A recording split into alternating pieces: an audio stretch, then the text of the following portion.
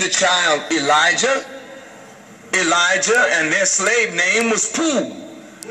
And she brought little Elijah to church, but little Elijah was sitting in the church watching his daddy as a preacher, but seeing something different.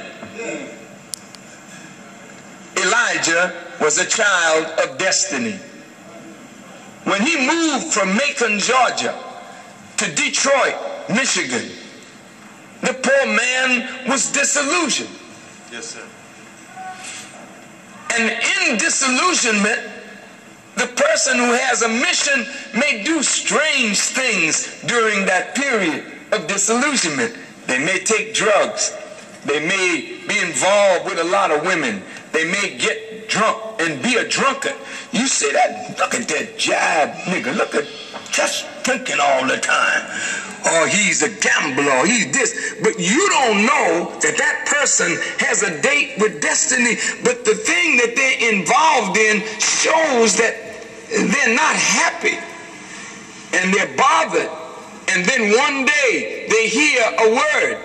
Like they come to the mosque, yes, sir, and sit on the front row like you did. And they hear it. Others are listening to it also, but they don't hear it like this person. This person hears it and comes alive immediately. Say, oh, this is what I've been looking for all my life.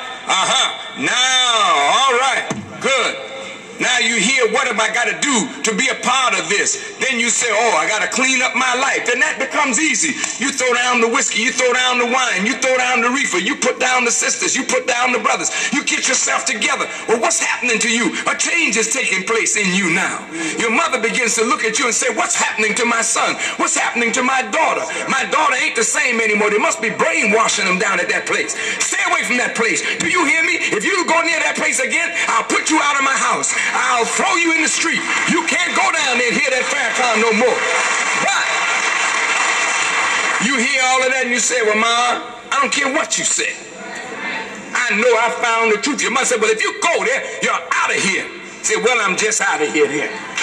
When you find yourself developing the strength to walk out on your mother, walk out on your father, walk out on your sister, walk out on your brother, walk out on your wife, walk out on your husband, walk out on your family, walk out on all the things of yesterday, and something is moving you now.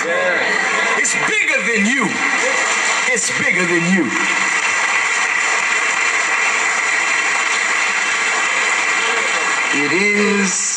It is as though you were a seed laying dormant, and finally you heard the right word, the right thing, and you began to blossom. And in your blossoming, those around you don't understand what's happening with you because they didn't know what you were born for in the first place. There are many people that grew up with you and say, well, I knew you were kind of strange, you know, when we were growing up.